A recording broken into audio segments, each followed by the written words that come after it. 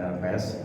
Jadi dengan kami mendapatkan rumah ini tentu satu sebagai pusat informasi, yang kedua saya kira tempat para relawan berdiskusi menceritakan strategi bagaimana memenangkan Anies. Karena selama ini ketika belum ada rumah ini, rumah ini, saya memantau bahwa mereka bekerja masing-masing.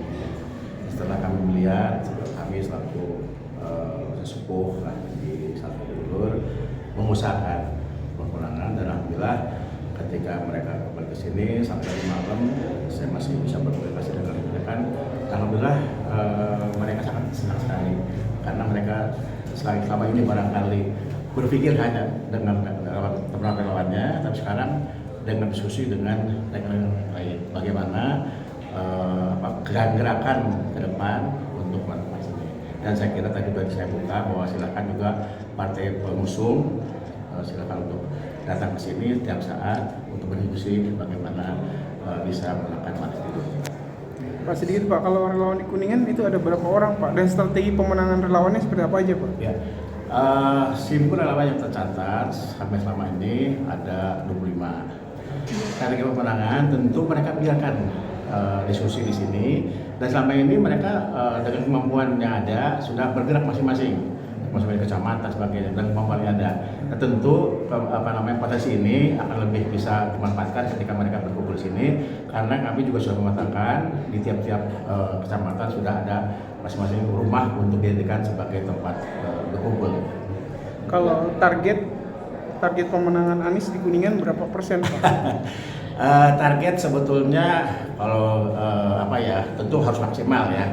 Bagaimanapun kota ini adalah tempat Anies, tapi sebetulnya kami tidak terlalu berpikir kepada target, tetapi yang jelas apa yang maksimal saja.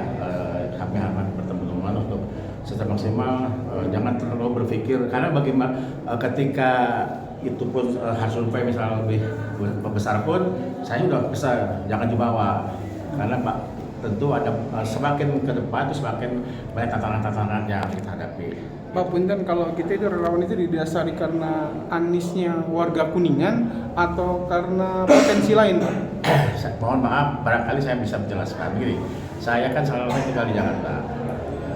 Saya tahu sejak beliau gubernur dan sekarang saya mengikuti perkembangan kinerja beliau gitu ya. Dan saya yakin bahwa selama ini banyak orang yang bully, mereka dengan sensitif. Saya yakin beliau tidak.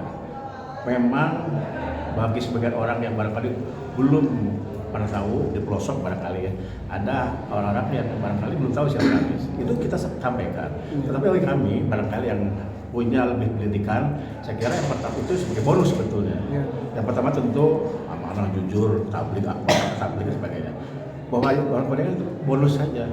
Karena kalaupun kami misalnya punya calon kami misalnya orang Kuningan, ya kalau misalnya calonnya yang tidak bermutu sebenarnya cuma juga gitu kan. Jadi yang paling penting itu sebenarnya tadi amanah, jujur, dan intelektual lah. Itu ada di semua di Anies ya Pak? Oh iyalah. Mohon maaf saya lebih semangat karena saya memperhatikan kepada yang lainnya ketika beliau diajak diskusi oleh siapapun, kan dia mau. Dan apapun yang dia sampaikan biasanya masuk akal gitu. Barangkali boleh saya kasih contoh gitu ya. Orang tidak akan terpikir ketika tol itu dibangun gitu. Kan beliau mengatakan sekali ini tol dibangun oleh mereka yang kaya. Kemudian rest area dimiliki oleh mereka yang kaya. Karena apa salahnya orang desa yang kelewatan tol itu diberikanlah sahamnya kepada desa sehingga desa itu lebih maju gitu. Dan yang di rest area kenapa harus pengusaha kaya gitu? Kan bisa dikasih kepada pemain yang ada di situ gitu loh. Itu saya kira memang harus ada keberpihakan kepada masyarakat. Di mata Bapak sendiri sosok Anies itu seperti apa sih Pak, kelebihannya atau dari hal-hal lain gitu sehingga begitu semangat ya, gitu untuk jadi saya pertama saya pernah mengikuti Anies gitu kan. Beliau itu dibully, dia nggak pernah jawab.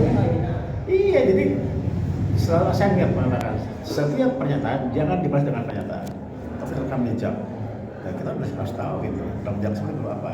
Yang kedua, saya kan beberapa kali ketemu sama beliau, orangnya humble, orangnya enak bicara, dan yang paling penting adalah beliau tuh kalau dibandingkan dengan yang lain luar biasa kan ininya. Coba teman-teman wartawan tanya apa aja, dia pasti jawab dengan runtuh dan sebagainya. Kira-kira itulah kelebihan beliau, sehingga kami ya sebagai tentu tadi teman sampai orang Kuningan dan juga apa namanya ya satu lingkungan juga, ya saya betul-betul mendukung beliau lah. Pak, kalau dengan kandidat lain Pak, perbedaan Pak Anies dengan kandidat lain gimana Pak? Kelebihan atau kekurangan itu? Kan ini kan perbandingan Pak. Iya, dibanding dengan sosok yang lain. Jadi beda lah. Kalau kita contoh aja gitu ya, misalnya kemarin ketika di Abdesi ataupun waktu itu di milenial ketemu dengan Pak Anies. Ketika dengan Pak Anies kan semua juga sama semangat kan. Kemudian ada solusi yang disampaikan ketika dengan Kepala Desa kan. Bahwa untuk membangun ke depan itu ya harus ada keberpihakan gitu. Jangan seolah-olah sepertinya katakanlah misalnya desa itu harus diurus, tapi juga jangan semuanya pemerintah pusat kamu harus begini. Biarkanlah mereka untuk berdiskusi apa sih yang harus di desa itu sendiri gitu. Pak, kalau sepertinya Pak Anies menang nih Pak, punten ya Pak. Ya. Kan ini orang itu membrandingnya bahwa Pak Anies itu orang Kuningan dan memang asli orang Kuningan. Berarti kan ada harapan khusus untuk Kuningan. Apakah mungkin Pak Anies akan lebih perhatian ke Kuningan atau gimana Pak? Ya saya kira kalau itu kan bonus juga gitu. Bonus juga ya.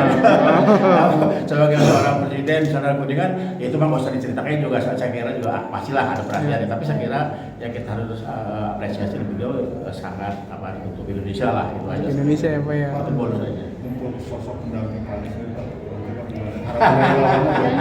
Harapan dari Waduh, kalau untuk itu saya terus terang aja betul-betul saya nggak berani menyampaikan karena begini, kenapa sih pertanyaan Pak Anies aja? Kok yang lain nggak ditanya? Siapa calonnya?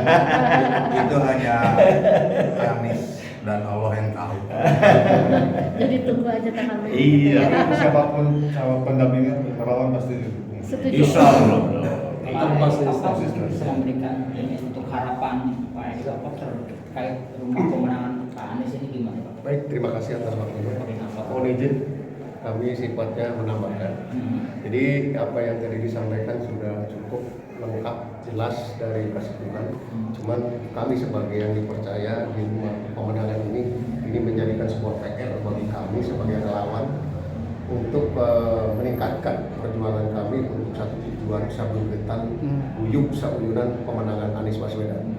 Jadi sekali lagi kami hanya menyampaikan bahwa ini sebuah awal perjuangan di mana kembali kami di sini itu akan berusaha yang terbaik demi apa yang dikatakan nurani kami mendukung Pak Anies Baswedan. Jadi Bapak kan purnawirawan, kalau boleh saya menjawab di sini kembali bahwa nurani saya mengatakan kepada Pak Anies Baswedan. Itu pilihan saya. Udah purnawirawan bebas. Demokrasi. Sebenarnya dari Pak Sesebo, dari Pak Akang. Ya, saya ingin menambahkan tadi pertanyaannya sangat menggelitik.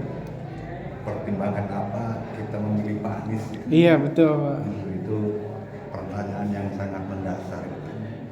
Kalau menurut saya, pertama saya melihat ya dari segi akhlak. Jadi dari segi akhlak, insya Allah berdasarkan yang kami tahu itu sangat cocok untuk menjadi pemimpin. Satu. Yang kedua dari segi akademis, dari segi pendidikan, kita harus akui bahwa beliau adalah di antara yang ada itu adalah yang mempunyai tingkat pendidikan yang menjamin terhadap leadership-nya, terhadap kepemimpinannya. Maksudnya di antara para calon Pak? Ya paling tidak dia. Para calon itu ya Pak. Yang ketiga, rekam jejak. Kami kebetulan sebagai pendukung dulu Gubernur DKI dan kami merasakan selama beliau menjadi pemimpin DKI itu sangat pesat kemajuannya dan kinerjanya sangat menggembirakan terhadap masyarakat Jakarta. Terutama kami merasakan sebagai masyarakat perantau yang di Jakarta. Jadi itulah beberapa pertimbangan yang kami perhitungkan. Dan tadi ada satu hal, apa karena orang Kuningan? Jawaban saya sih Asap Piraku orang Kuningan terpilih Orang Kuningan deh. kira-kira gitu.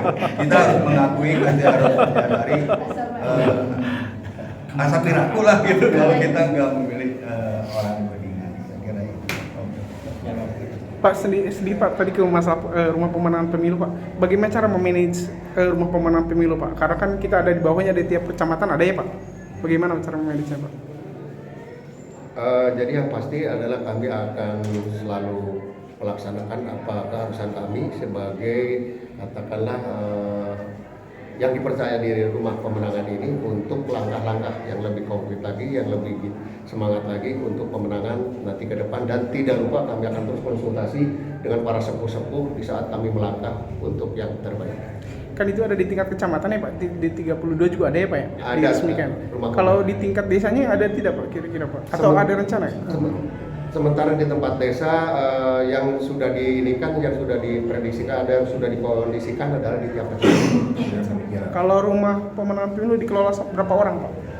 Kalau jumlahnya ada di susunan pengurus, nanti bisa diinformasikan lebih lanjut. Yang pasti kami sudah mengkondisikan sebagai fungsi-fungsinya untuk melaksanakan tugas di rumah pemenangan ini. Sedikit kembali ke masalah Purnawirawan Pak.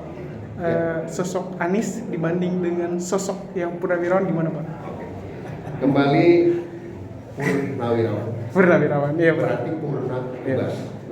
Tetapi bukan berarti purna segalanya, tapi kami mempunyai purna untuk memilih kami untuk jalan kami demi untuk yang terbaik menurut hemat kami dan naluri kami bahwa jatuh pilihan kami adalah kepada Bapak Anies Baswedan. Optimis Pak? Optimis. Siap. Siap, terima kasih Pak. Oke.